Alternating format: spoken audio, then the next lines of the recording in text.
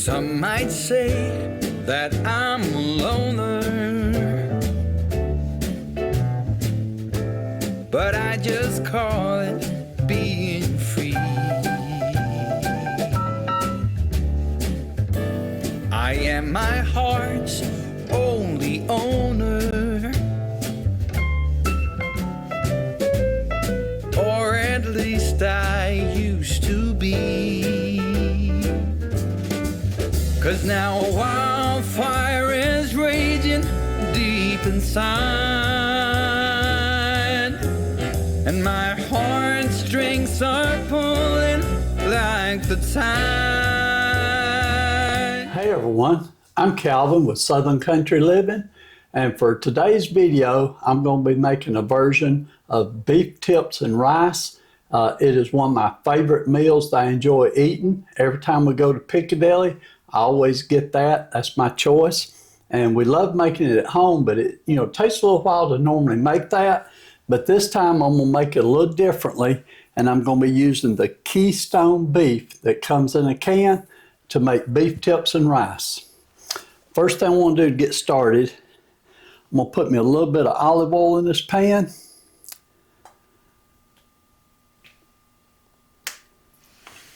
And it'll take it a minute or two for that to get hot. But as soon as that warms up a little bit, I'm going to add the other ingredients to it. Now, I do not have a recipe for this particular meal, but when I get through, I'll write one down of exactly what I used, and I'll put it in the description below so you can check that to get the recipe. On this beef here, this is already cooked, and it only contains the beef and sea salt.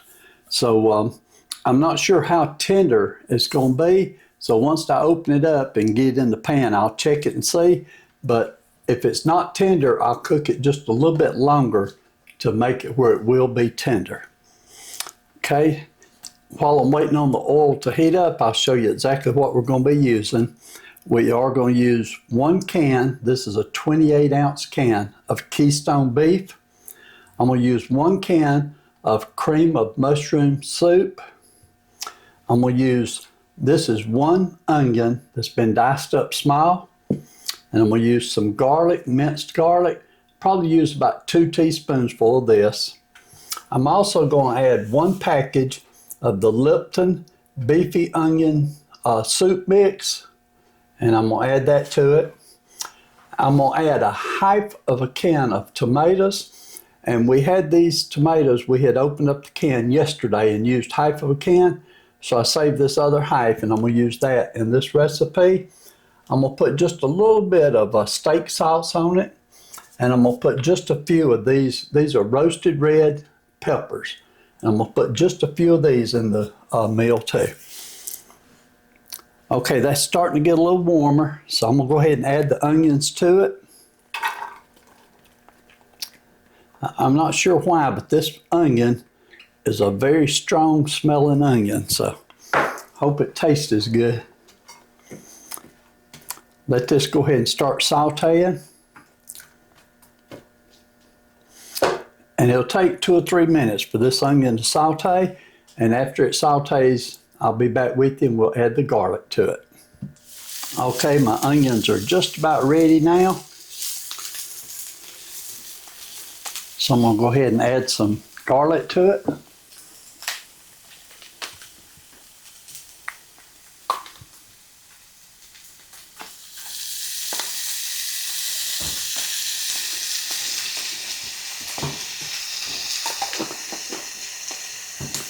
While the onions was cooking, I went ahead and took the lid off the beef and off the soup.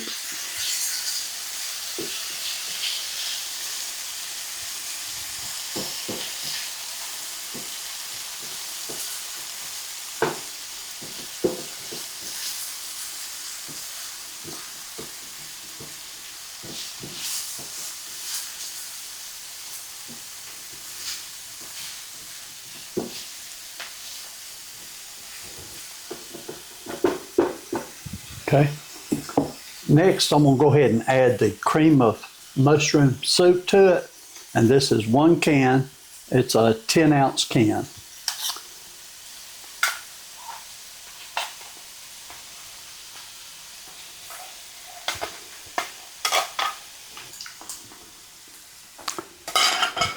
Okay, stir this up a little bit. And just looking at this beef, it don't look like it's got a lot of broth in it. Let me pour that broth in there and see how much there is.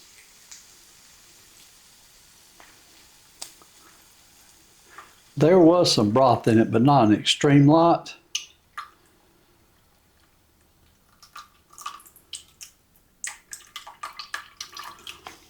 I got me 1 cup of beef broth in case I had to add to it. So let me get this stirred up.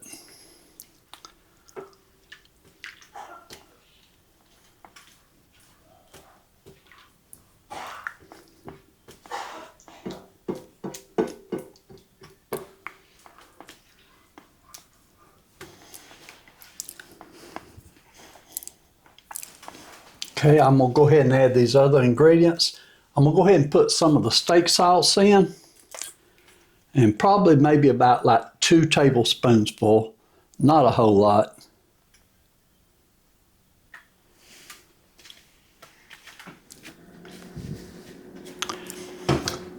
And I'm gonna go ahead and put this is called beefy onion soup mix, and you could use any type of soup mix. This is just the Lipton brand.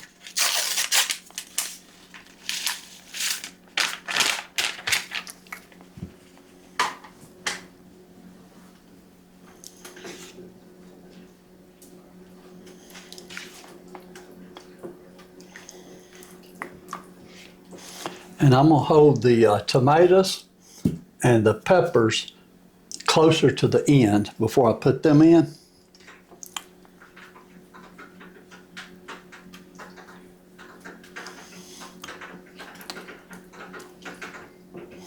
Now that really smells good now.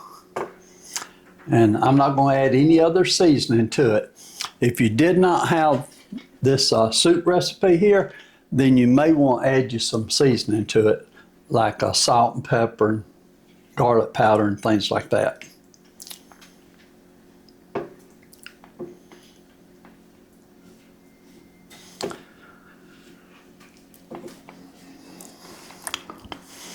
Okay, I'm going to go ahead and add the beef to it now while it's heating up. And let's see how much beef is in there. It does have, see if I can show this to you. On the top of the can, there is grease on top of the can. If you wanted to, you could take that grease off so that it would not be as greasy. And I think I'm going to do that right quick. So y'all give me just a minute here and I'm going to get some of this grease off. Okay, there you go. Show you how that looks now. I got most of that grease off. Okay, let's go ahead and put the beef in and see how it's going to look. It's pretty good looking pieces of beef coming out of there so far. And to be honest with you, it looks good and tender, so I don't think it's going to have to cook very long.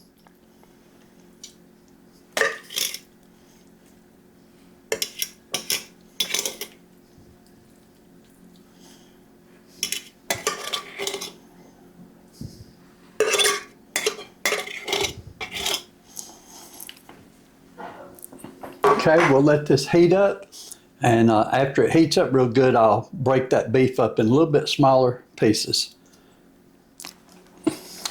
Okay, this has came up to a simmer now, and I can tell the beef is going to be good and tender. It's not going to have to cook for very long at all. So I'm going to go ahead and add my tomatoes to it. And this is 1/2 can of diced tomatoes.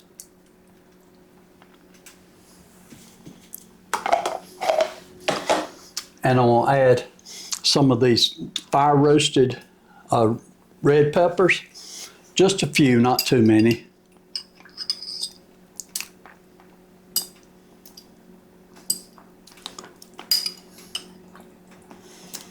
Okay, that should be enough. That leaves me enough in this jar for another recipe if I want to do it with it. Okay, get it all stirred up real good.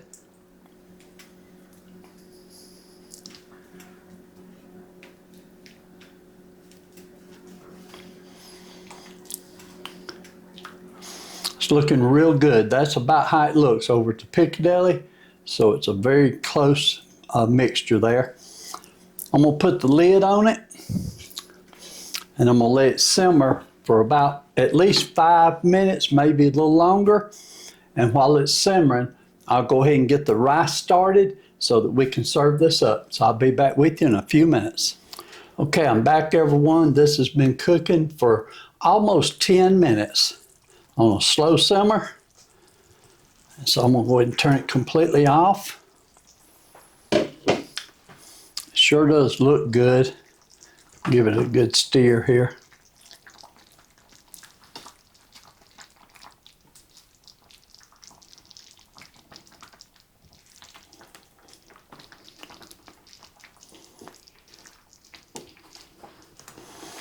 That smells great too.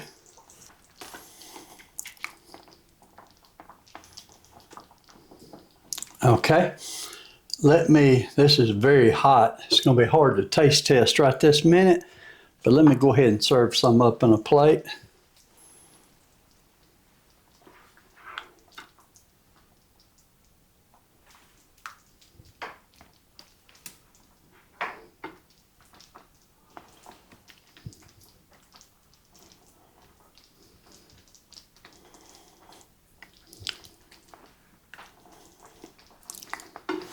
Okay, there's me, a plate full, and let me get Marie some.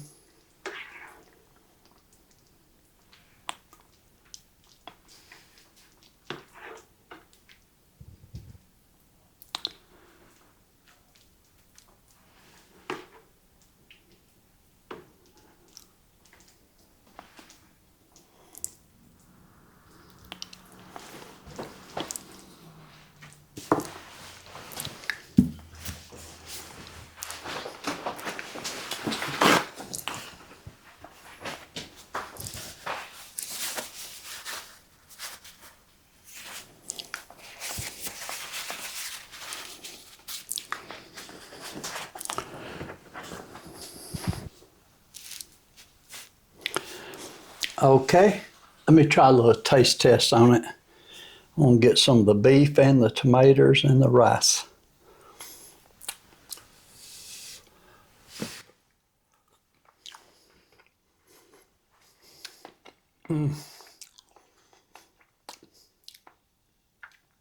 Oh, that is good. This will not need any salt. The salt that was in the can was plenty of salt for it. One more bite here.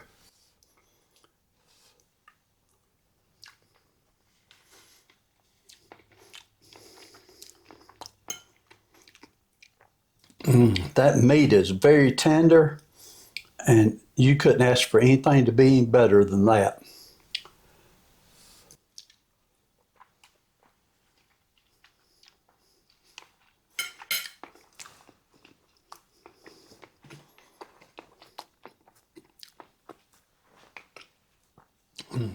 Definitely 2 thumbs up on that.